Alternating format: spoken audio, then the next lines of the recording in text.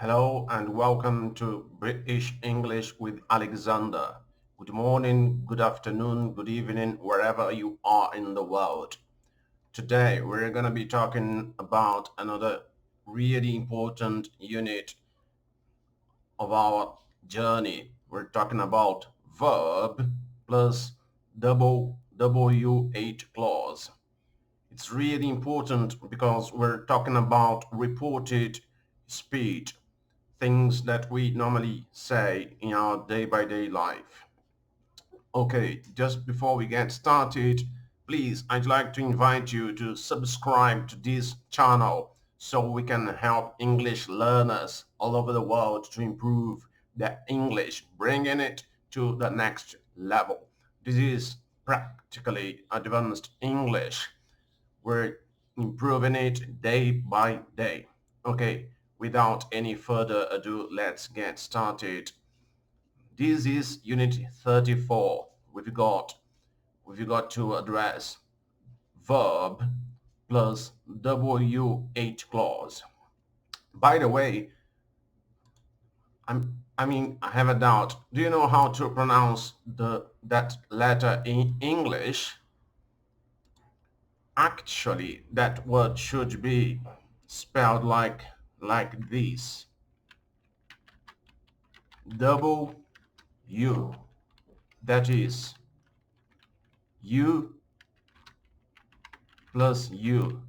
This is a double U. Double U. Double U. All right? Okay, moving on. It comes from German, right? So we've got verb plus W8 clause. Okay, moving on to what matters. We've got here some verbs can be followed by a clause beginning with a W8 word. Except how we've got what, because we've got the double W, what, when, where, which, who, or why. So for example, that might explain why he's unhappy. That might explain why he's unhappy. Another example, I couldn't decide which train to catch. Or another example, let's consider how we can solve the problem. We can address those sentences, for example, like that example that might explain why he's unhappy. For example, asked about why he was unhappy. She was like, that might explain why he's unhappy. Or asked about his unhappiness. He went, that might explain why he's unhappy. And the other example, by saying, I couldn't decide which train to catch. Asked about why he didn't take the train.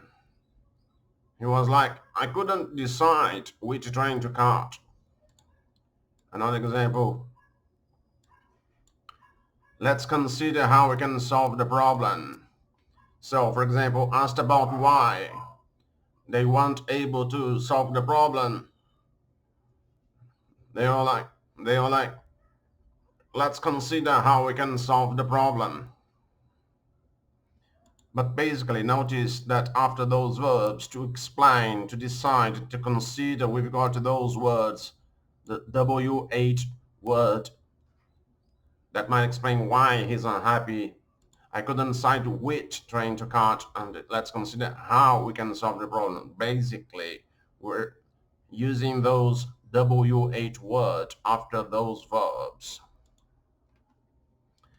Okay, moving on. Many of these verbs can also be followed by a that clause.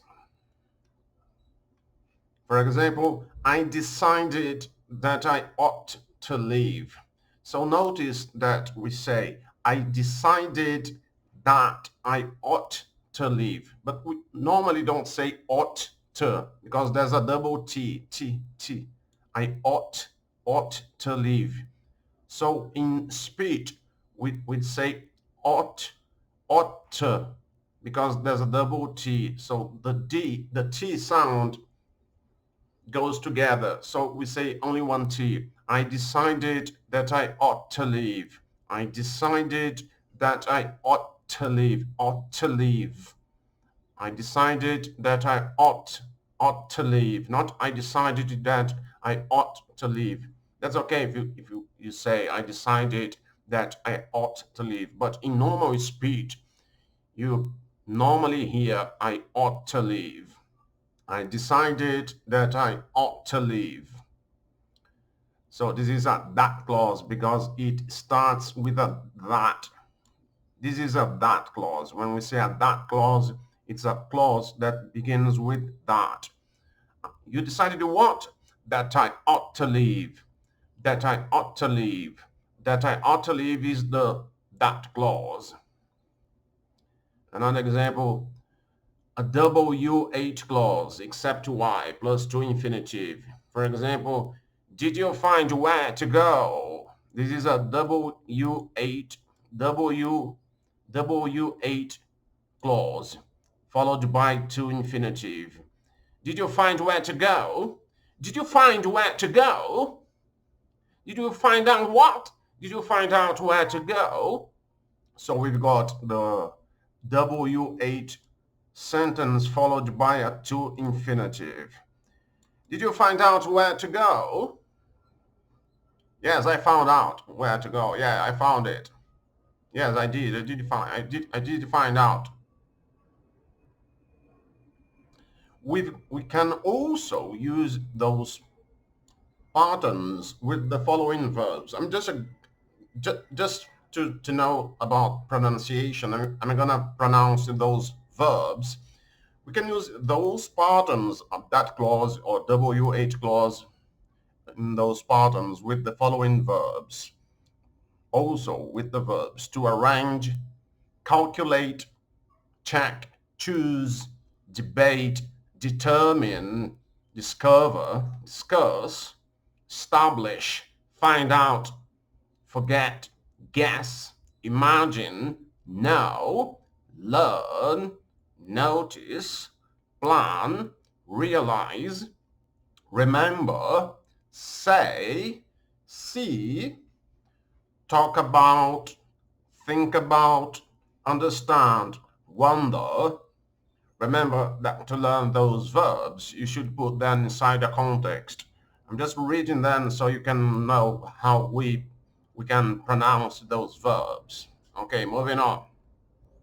Note that, note, note that if we add a subject in the WH clause, we don't use it to infinitive. For example, I can't imagine what he likes about jazz. I can't imagine what he likes about jazz. We don't use it to infinitive. I can't imagine what he likes about jazz. So the verb, we don't use it to here, what he to likes. No, I can't imagine what he likes about jazz. It's as simple as that. Okay, moving on to section B. Some verbs must have an object before a WH clause.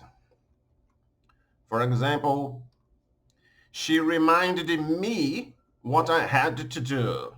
She reminded me what to do. We can use I had to do or we can omit that part. She reminded me what to do or she reminded me what to do. Another example, I told Linda how to get to my house. I told Linda how to get to my house. You told Linda what? I told her how to get to my house. Also, we use that pattern with the verbs to advise, inform, instruct, teach, and warn.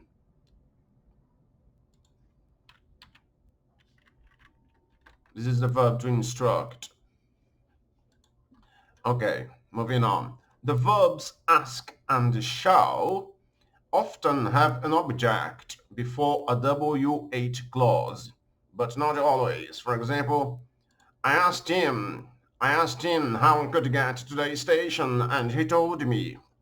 Asked about how to get to the station, he was like, you can do this, you can go this way or you can go that way. Asked, I asked him how I could get to the station and he told me. He told me how to get to the station. These verbs can also be followed by object plus WH word plus to infinitive. For example, she taught me how to play chess. She taught you what? She taught me how to play chess. Another example, I showed her where to put her coat. I showed her where to put the coat or her coat, a coat. I showed her where to put her coat. So notice basically we're talking about WH word. So we've got here the WH word, how to play chess or where to put her coat. We're basically addressing WH word or WH sentences. She taught me what? How to play chess. I showed her what? Where to put her coat. Okay, moving on to section C. We can often use the way instead of how, referring to either the route or the means. For example, go back the way you came. Go back the way you came. Or go back the way that you came. Or go back the way by which you came. Go back what? The way you came. Or informally, you might say, go back how you came. Go back how you came. So instead of saying, go back how you came, more normally, we might say the way. Go back the way you came. Go back the way that you came. Go back the way by which you came. But more informally, go back how you came. Go back how you came. Another example, have you noticed the way he spins the ball? If you got the ball, have you noticed the way he spins the ball? Or have you noticed the way that he spins the ball? Or have you noticed the way in which he spins the ball? Or have you noticed how he spins the ball? Have you noticed how he spins the ball? So consider the expression the way. Have you noticed the way he spins the ball? Okay, moving on. Not that we don't use the way how, e.g., not go back the way how you came. No, go back the way you came. Okay, moving on. This is section D. We're considering the word whether. We can use whether as the WH word in a WH clause when we want to show possible choices. Whether has a similar meaning to if. For example, he couldn't remember whether he had turned the computer off. He couldn't remember what? Whether he had turned the computer off. Or he couldn't remember if he had turned the computer off. So we can use whether or we can use if in the middle of the sentence. He couldn't remember whether or if he had turned the computer off. Some verbs can be followed by whether plus to infinitive. So we've got whether plus to infinitive. Some verbs can't can be followed by whether plus to infinitive to talk about the choice between two or more possibilities. For example, you have 14 days to decide whether to keep it or not. You have 14 days to decide whether to keep it or not. Now that if is never used before to infinitive. So before to infinitive we use whether, we don't use if. You have 14 days to decide whether to keep it or not. We cannot use that pattern with the verbs choose, to choose, consider, debate, determine, discuss, now in questions. In questions and negatives. Think about, wonder, talking or thinking about choices verbs. Some older talking and thinking about choices verbs are not used with whether plus to infinitive, including ask, conclude, explain, imagine, realize, speculate, think. Section E. Note the difference between these sentences. The first has a W8 clause with whether, and the second has a that clause. For example, I didn't know whether the shop was shut. I didn't know whether the shop was shut. You didn't know what? Whether the shop was shut. I didn't know about that. I didn't know whether the shop was shut. If the shop was shut or not. On the other hand, we might say, I didn't know that the shop was shut. It suggests that the shop was shut. I didn't know that. I didn't know that the shop was shut. So notice that peculiar difference between that clause and the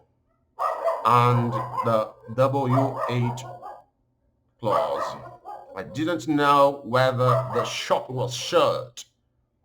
If the shop was shut or not shut. I didn't know that the shop was shut.